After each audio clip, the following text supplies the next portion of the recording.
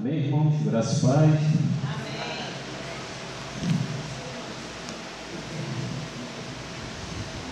Vamos dar uma breve reflexão com os amados na noite desse dia, agradecendo a Deus pela oportunidade que o Senhor tem nos concedido de estarmos aqui nessa quarta-feira, né? O ano já iniciou. Diz que é a cultura no Brasil que diz que o ano começa mesmo depois do carnaval, mas esse é o calendário mundano, né? A gente já rompe o ano na presença do Senhor, na virada, e nós já engrenamos para que em tempo e fora de tempo a gente possamos fazer esse evangelho, né, ter um poder nas nossas vidas. Abra suas Bíblias em Gálatas, capítulo 2.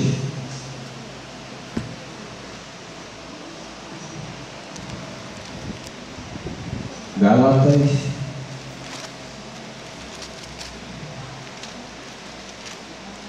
capítulo 2, versículo 19 ao 21.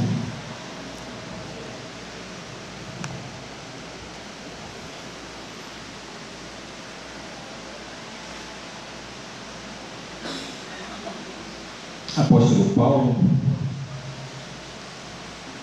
versículo 19: porque eu, mediante a própria lei, morri para a lei, a fim de viver para Deus. Estou crucificado com Cristo. Logo, já não sou eu quem vive, mas Cristo vive em mim. E esse viver que agora tenho na carne, vivo pela fé no Filho de Deus, que me amou e a si mesmo se entregou por mim. Versículo 21: não anulo a graça de Deus. Repita após mim: não anulo a graça de Deus. De novo: não anulo a graça de Deus. Mais uma vez: não anulo a graça de Deus. Pois se a justiça é mediante a lei, segue que Cristo morreu em vão. Irmãos, a graça, por definição, nós temos o hábito de falar que é o quê? Que a graça é um favor que não merecemos. É aquilo que Deus estabeleceu na vida de todos nós. Ele olhou para a terra e não achou um justo sequer. Então, qual foi a alternativa que ele teve? Enviar a essência dele. Qual é a essência de Deus na terra? Que foi manifesta através do Verbo, que encarnou-se, o seu próprio Filho. Então, em direito, nós temos uma palavra que é muito conhecida, duas na verdade, do confronto da lei. Uma coisa chamada de anulação e a outra de revogação. Para você não anular a graça que estabelecida na sua vida está, você tem que entender o que são essas duas coisas. Porque, por que veio a lei? A lei vem para quê? Para que nós evidenciemos o pecado, o erro, o engano. Porque se a lei é porque há alguma forma de constrangê-la, de transgredi-la. Então, quando Deus ele estabelece a graça na nossa vida, nós temos que entender por que a lei ela não teve eficiência. Porque ela não teve eficácia como deveria? Porque a lei era ruim? De maneira alguma. Porque qual foi o problema de tudo isso? Que nenhum homem conseguiu cumprir a lei. Então, quando nós falamos assim, eu não anulo a graça de Deus na minha vida, por que você está falando isso? Porque a lei, todos nós falhamos. Então, se você falha na lei, você passa para o passo seguinte, que é o quê? A graça. Só que para a graça vigorar na sua vida, você tem que fazer o que na sua vida? Não anular a graça. Então, no confronto que nós estabelecemos através da nossa vida, que o direito você tem a lei você deve cumpri-la. Só que tem duas características na lei que muitas das vezes você utiliza na nossa vida material, e aí você faz uma adaptação também para a sua vida espiritual. Qual é? A revogação e a anulação. Você anula um ato que ele é ilegal. Então a lei está estabelecendo alguma coisa ali. Se você cumpre aquilo, você está dentro da lei. Mas quando você cumpre e aquilo dali não foi um cumprimento pleno, então você está anulando uma coisa que é pura. Isso está no aspecto da anulação. Ou seja, você cometeu um ato que foi ilegal. Como você faz isso? Através de um mau entendimento, de uma má interpretação, de uma má leitura, de uma má percepção. Quando você parte para o outro lado, aí você faz a revogação. O que é revogação? O ato tem que ser ilegal? Não precisa ser. Ele tem validade, porém ele torna-se inconveniente. Aquilo que você aplica ou você faz em um momento não oportuno. Então quando Deus ele direciona a sua vida, olha só, vai por aqui, faz isso aqui, ajusta aqui, acolá. Só que você vai mais ou menos no caminho. E você vai trilhando. O que acontece com nossos passos, com nossas pegadas? A gente geralmente dá um passo fora. E a gente sai dos propósitos de Deus. O ato que você cometeu, ele é ilegal? Muitas das vezes não é. Apenas você tornou inválido.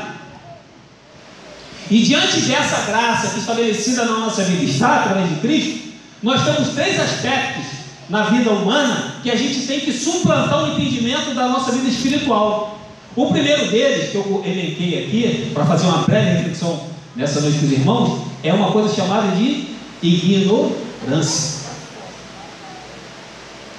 Segundo ponto, o apego ao material. E o terceiro, o medo.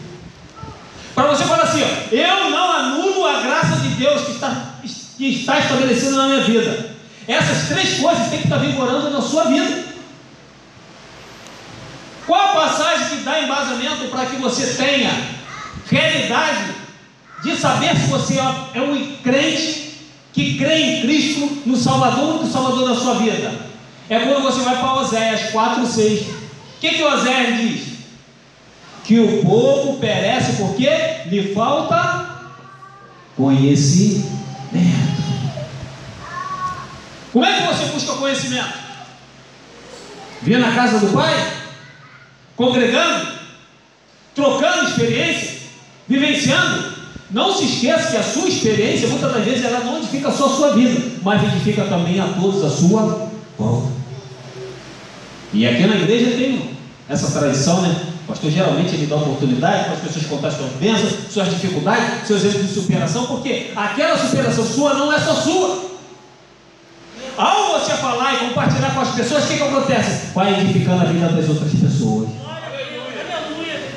Então, quando você está estabelecendo a sua verdade na sua pessoa, você está resgatando o aspecto da lei, porém você está anulando a graça. Agora, quando a lei ela vem e você cumpre, mas com o pé que você está sabendo que a graça que suplanta tudo isso está na sua vida como um atônimo, você fica mais forte. Porque Jesus falou que eu não vi abolir a lei, eu vi cumprir. Então Cristo cumpre a lei e passa para o passo seguinte. Qual é o passo seguinte? A graça. Só que para a graça, você caminhar na graça, você tem que sair do espectro da ignorância. Se você é uma pessoa ignorante, não sabe do que está falando, que não sabe do que está vivendo, não sabe que experiência está tendo, você fica no limbo espiritual. E qual é o segundo passo? É o apego material. O que esse apego material traz para nossas vidas? O que está apegado ao material? É o dinheiro? É a sua profissão? É a sua casa? É o seu trabalho? É os seus amigos? É o problema que circunda o mundo? Aí você fala assim, entra político, sai político, e nada se resolve nessa vida? O gás continua caro, a luz continua cara, é o café, é o feijão. Por quê? Porque o seu farol de direcionamento está baseado no quê? No homem. Quando você estabelece a sua visão de vida, de mundo, que Deus vai fazer com que você caminhe, trilhando os passos, referendando tudo aqui na matéria, o que acontece? Você não está com foco nele. Porque quando você está com foco nele, você está olhando a eternidade, o mundo espiritual. E no mundo material, o que acontece? Você fica travado, porque você fica apegado à matéria. Ah, eu quero ter um carro bom, eu quero ter uma casa boa, eu quero poder viajar, eu quero poder ser feliz, eu quero poder curtir, eu quero ter fama. Você está apegado aos bens materiais? Está apegado aos bens materiais significa apenas a matéria? Tem muita gente que um carro não tem importância nenhuma, uma casa também não, mas a ostentação da vaidade de querer, de fama, de aparecer. Isso é o quê? Se não também está apegado à matéria. O apego do jovem rico não foi isso? Bom mestre, não foi que ele gritou? Que farei eu para herdar a vida eterna? Aí Jesus já redarguiu a ele: conheces o mandamento? O que ele disse? Conheço, desde a minha meninice, pequenez. Tenra idade eu já conhecia. Eu sabia do que ele está falando. Eu estou trilhando o caminho da retidão. Não matarás, não adulterarás, não dirás falso testemunho, honra teu pai e tua mãe. Mestre, tudo isso eu faço desde a minha pequenez, desde quando era pequeno. Então estou no caminho certo da luz. Aí Jesus falou o que para ele? Ei! Só te falta uma coisa. Vai, vende o que tu tens, reparta e vem e me segue. Aí o que ele fez? O que ele fez? Voltou, né? Ele voltou para a matéria. Estava pegado aos bens materiais. E o terceiro? O medo. O medo te paralisa? O medo nos paralisa? Nos paralisa, não paralisa?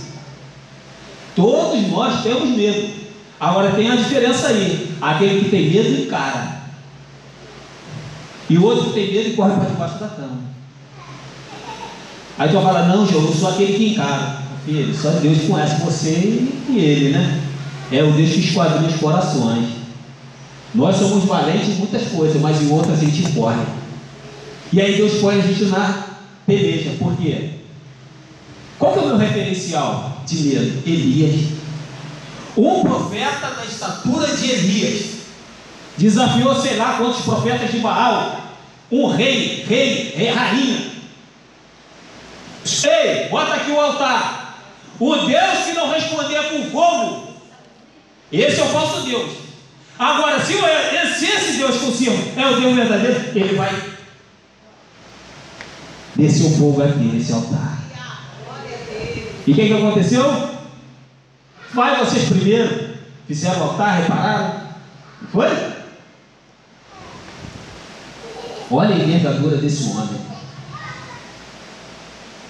Diz a passagem que todos ficaram o dia inteiro lá fazendo rituais e nada podia acontecer, e não aconteceu nada. Lá pelas tantas, Elias foi lá. Acabaram? A celema de vocês? Está tranquilo? Eu posso agora entrar? Pode, agora não deu mais jeito. O Senhor também não vai responder. Aí o que Elias fez? Começou a reparar o altar. Reparou. Daqui a pouco o que aconteceu? Fogo do céu desceu e consumiu. Olha o tamanho desse profeta. Mas quando Jezabel chegou até ele: ei, Elias, tudo quanto tu fizeste aos meus, amanhã sucederá a mesma coisa contigo. O que aconteceu com Elias? Teve medo. Não foi para a caverna? Então o Satanás, ele sabe o meu ponto fraco, o seu ponto fraco. Quando você estabelece a graça na sua vida e você fala: eu não anulo a graça de Deus na minha vida, você está pensando e está fazendo o quê? É apenas uma frase de efeito? Porque você andar com cartão de membro, falar que é crente, você tem isso aí, meu filho, não quer dizer nada.